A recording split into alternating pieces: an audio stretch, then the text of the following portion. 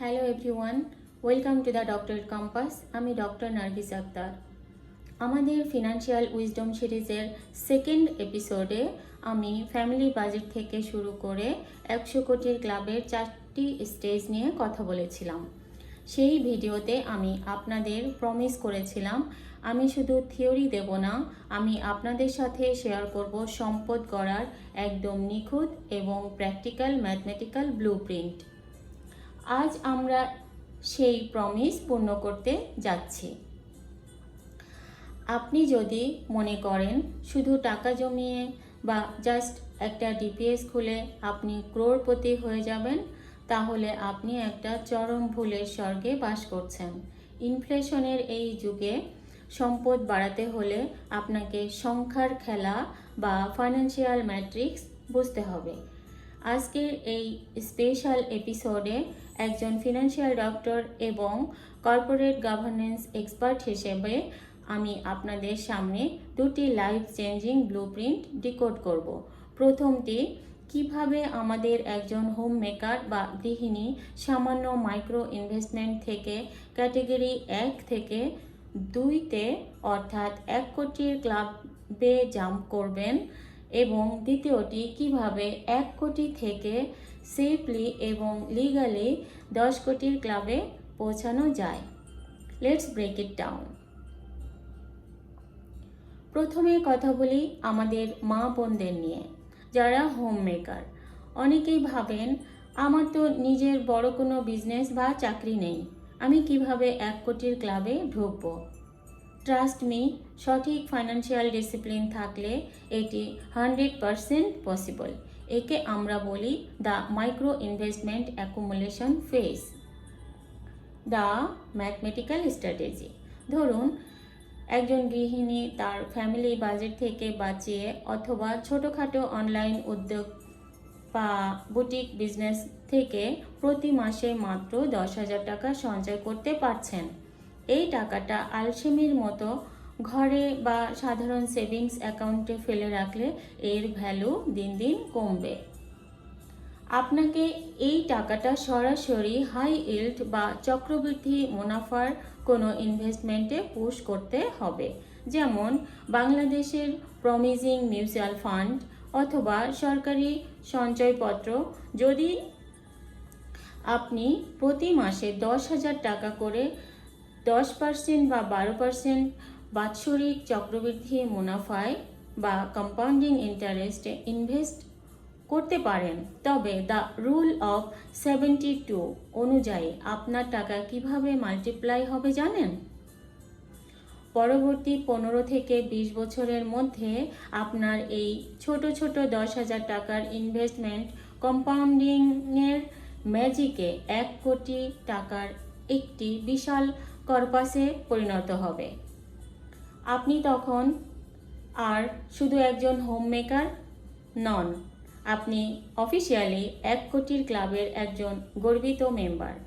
এর জন্য কোনো কোটি টাকার ব্যবসার দরকার নেই, শুধু প্রয়োজন নিয়মিত ধারাবাহিকতা বা কনসিস্টেন্সি। এবার আসি আমাদের সেকেন্ড বা সবচেয়ে গুরুত্বপূর্ণ ব্লুপ্রিন্টে, যা আমাদের প্রফেশনাল এবং এক্সপিরিয়েন্সড বিজনেস ওনারদের জন্য জানা জরুরি। আপনার কাছে অলরেডি 1 কোটি টাকা ক্যাপিটাল আছে। এই 1 কোটিকে কিভাবে সেফলি এবং কোনো আইনি ঝুঁকি ছাড়া 10 কোটিতে রূপান্তর করবেন, একে আমরা ফাইন্যান্সিয়াল ওয়ার্ল্ডে বলি স্ট্র্যাটেজিক অ্যাসেট লিভারেজ ম্যাট্রিক্স।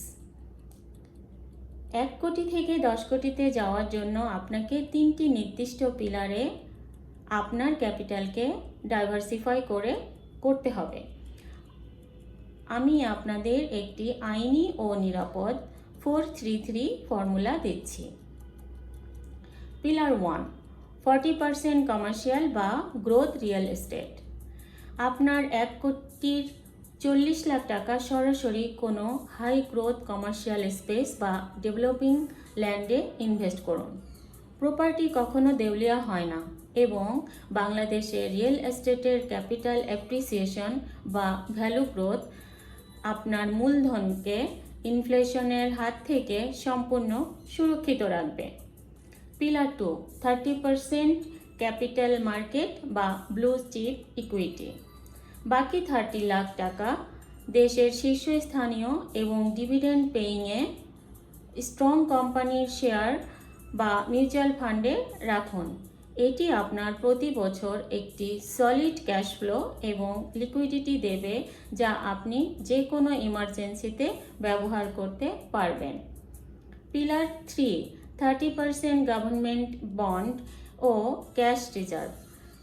শেষ 30 লাখ টাকা সম্পূর্ণ নিরাপদ রাখতে রাষ্ট্র নিয়ন্ত্রিত সঞ্চয়পত্র বা হাই ইল্ড বন্ডে লক করুন। এটি আপনার পোর্টফোলিওকে সম্পূর্ণ ব্যালেন্সড রাখবে। যখন আপনার এই 3টি পিলার একসাথে কাজ করবে, তখন ক্যাপিটাল গ্রোথ এবং ডিভিডেন্ড কম্পাউন্ডিংয়ের মাধ্যমে আপনার এই 1 কোটি টাকা আগামী 7 থেকে 10 বছরের মধ্যে লিগালি এবং সেফলি 10 কোটি টাকায় রূপান্তরিত হবে। এখানে কোনো ব্লাইন্ড রিস্ক বা স্পেকুলেশনের জায়গা নেই। এটি pure financial science. So financial freedom কোনো লটারি বা ভাগ্যের বিষয় নয়। এটি সঠিক সংখ্যার হিসাব, আইনি কমপ্লায়েন্স বা স্ট্র্যাটেজি ভিশন। আজকের এই দুটি ম্যাথমেটিক্যাল ব্লুপ্রিন্ট আপনার কেমন লাগলো তা অবশ্যই নিচে কমেন্ট করে আমাকে জানান। আপনি যদি চান যে প্রতি মাসে 10,000 টাকা বা 20,000 টাকা ইনভেস্ট করার জন্য বাংলাদেশের সেরা এবং সবচেয়ে নিরাপদ মিউচুয়াল ফান্ড ও সঞ্চয়পত্রের একটি সুনির্দিষ্ট তালিকা বা the ultimate safe fund checklist আমি আপনাদের সাথে শেয়ার করি, তবে এখনই নিচে কমেন্ট সেকশনে চেকলিস্ট লিখে আমাকে জানান। আমি সরাসরি কমেন্টে আপনার গাইডলাইন প্রোভাইড করব। আর হ্যাঁ, আপনি যদি আপনার ফ্যামিলি ফান্ড সিকিউর করতে চান এবং আপনার আয়ের স্তরকে পরবর্তী ক্লাবে নিয়ে যেতে চান, তবে এখনই সাবস্ক্রাইব করুন দ্য ডক্টরেট কম্পাস। ভিডিওটি ভালো লাগলে লাইক করুন এবং আপনার পরিচিত মানুষদের সচেতন করতে শেয়ার করুন। উইকেন্ডের ছুটিতে মেন্টাল পিস বজিয়ে রেখেছেন নিশ্চয়ই। প্রিয় বারান্দার প্রকৃতির যত্ন নিয়েছেন। ঠিক আছে, দেখা হচ্ছে খুব জলদি নেক্সট এপিসোডে। Thank you and take care.